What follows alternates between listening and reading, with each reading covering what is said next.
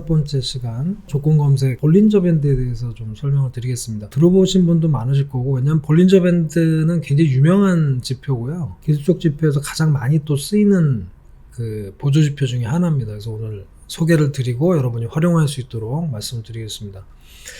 볼린저 밴드는 사실은 만든 건 되게 오래됐습니다. 1980년대 초반에 존 볼린저라는 투자 전문가가 이제 고안을 해낸 지표입니다. 그래서 보시면 주가는 계속 움직이죠.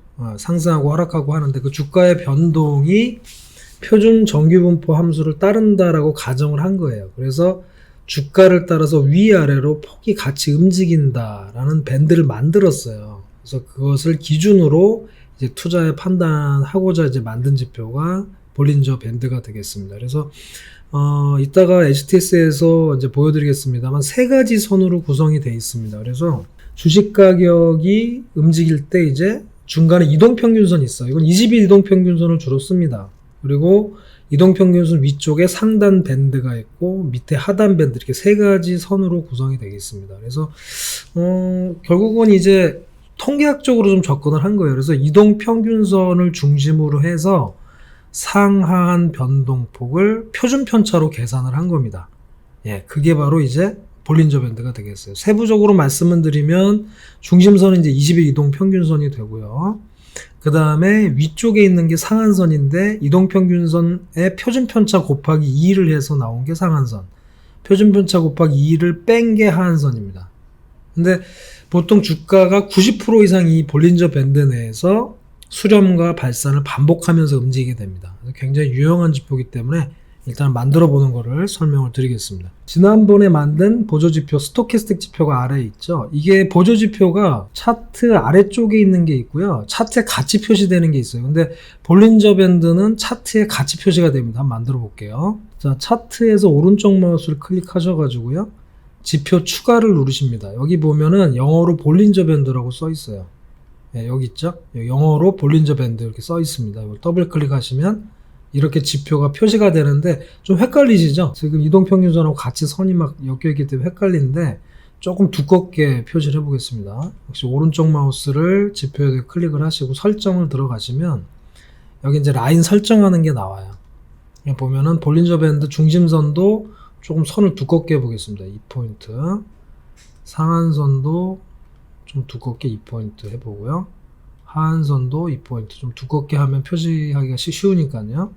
자, 이렇게 하면 이제 선이 표시가 됐는데 화면에서 빨간색으로 보이는 21 이평선하고 겹치기 때문에 이거 좀 두껍게 보이고요. 이렇게 되어 있습니다. 그래서 상단에 빨간 선 있죠. 여기 보시는 빨간 선. 이 빨간 선이 볼린저 밴드 상단 밴드입니다. 그리고 파란색으로 보이는 요게 볼린저 밴드 하단 밴드고요. 가운데 빨간색으로 21 이평선하고 같은 요 선이 중심선. 이렇게 세 가지 선으로 구성이 되어 있습니다. 그래서 뭐 의외로 맞죠? 이게 보시면은 이 원풍이라는 주식의 기업의 주가인데요. 보시면 이 빨간색 상단을 터치하면 또 내려오고요. 또 하단에서 더 이상 잘 안 빠지고 이런 흐름들을 좀 보이죠. 그래서 이 밴드 안에서 보통 움직입니다.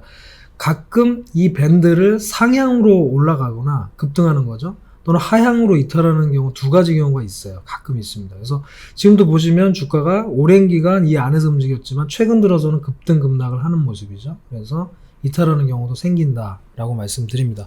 그래서 볼린저 밴드를 표시하는 방법까지 설명을 드렸고요. 이제는 저 조건 검색식 강의니까요. 조건 검색을 어떻게 활용하는지 설명을 드리도록 하겠습니다. 볼린저 밴드를 설명드렸고 이제 차트에서 보여드렸는데 이걸 어떻게 활용하느냐에 대해서 설명을 좀 드리겠습니다. 세 가지 기법이 있어요. 사실은 여러 가지 기법이 있습니다. 이 볼린저 밴드를 활용해서 하는 게 세 가지가 있는데 여러분이 한번 경험을 해보시고 거기에 맞는 걸로 선택을 하시면 될 것 같아요. 첫 번째 투자 기법은 뭐냐면 이 볼린저 밴드가 아까 보셨듯이 위로 좁은 수축을 하거나 그러니까 구간이 굉장히 좁아지거나 또는 확장하는, 커지는, 밴드가 커지는 경우가 있어요. 이 변동성을 활용하는 것인데 밴드가 축소와 확장을 반복하기 때문에 밴드 자체 폭이 축소됐을 때, 축소되면서 상단 밴드를 돌파할 때 주식을 사고요. 반대로 하단 밴드를 이탈한다. 하향 이탈하면 매도하는, 이게 이제 첫 번째 투자 기법이 되겠습니다. 이따가 좀 보여드릴게요. 그리고 두 번째 기법은 뭐냐면 이건 추세 추종 기법인데 보통은 상단 밴드를 접근할 때 다른 지표들도 강세를 나타내면 이제 매수라는 겁니다. 보통은 밴단에 움직이면 아까 설명드렸지 상단에 갔다 다시 밀리고 하단에 갔다 다시 올라가고 이렇게 되는데, 이거는 추세를 추종하는 거기 때문에 상단 밴드에 근접했을 때 오히려 매수를 하고 하단 밴드에 근접했을 때 오히려 매도를 하는 이런 기법이 두 번째 기법이고요. 마지막 기법은 뭐냐면 주가가 상단 밴드를 계속 여러 번 검들이다가 약세를 보이는 것 같으면 매도하는, 아까 말씀드린 대로 이 볼린저 밴드 안에서 움직인다는 가정하에 상단에 부딪히면 매도를, 하단에 부딪히면 매수를 하는 전략이 마지막 기법이 되겠습니다. 자, 사실은 내용은 간단한 부분이고요. 역시 차트와 또 조건 검색식을 활용해서 말씀을 드리도록 하겠습니다. 자, 차트에서 보시면 지금 아까 이제 볼린저 밴드는 그려드렸고요. 아까 설명드린 대로 이제는 조건 검색을 어떻게 결정하느냐인데, 일단은 상단 밴드를 돌파하는 부분을 먼저 한번 해보겠습니다. 지난번에도 설명드렸듯이 조건식에서 기술적 분석에 들어가셔야 되겠죠. 이제 요거는 좀 아실 거예요. 따라 해보셨으면. 볼린저 밴드는 이 지표 중에 채널 지표에 포함이 채널이니까요. 채널 지표에 포함이 되어 있고요. 볼린저 밴드라고 하는 부분을 다시 클릭을 하시면 여기에 여러 가지 접근 방법이 써 있습니다. 그래서 돌파하는 부분을 한번 볼게요. 기준선을 돌파하는 부분, 아까 설명드린 대로 볼린저 밴드를 상향 돌파하는, 지금 원품 같은 경우에 보시면 이날 급등한 날이 되겠죠.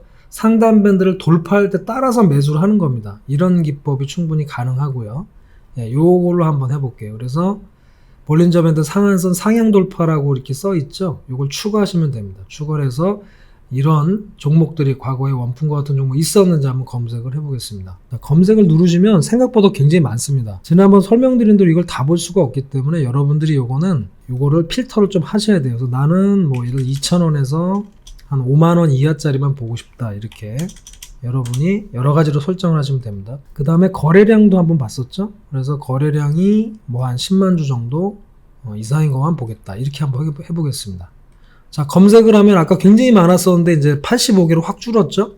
가격대로 한번 보면요, 아무래도 좀 저렴한 걸 좋아하시기 때문에 보시면 IHQ라는 종목이 있습니다. 여기 보시면 차트에 나왔는데요, 이렇게 상단을 돌파하는 경우가 포착이 되는 거죠. 좀 단타 하시는 분이나 이런 분들은 좀 빠르게 강한 종목들 찾으실 때 볼린저 밴드 상단을 돌파했을 시점에 매수하는 이런 기법들 충분히 활용하시면 도움이 되리라 생각합니다. 조금 시간이 길어졌는데요, 볼린저 밴드 다른 기법들 활용해서 만드는 법 설명드리도록 하겠습니다. 오늘은 여기까지 하겠습니다.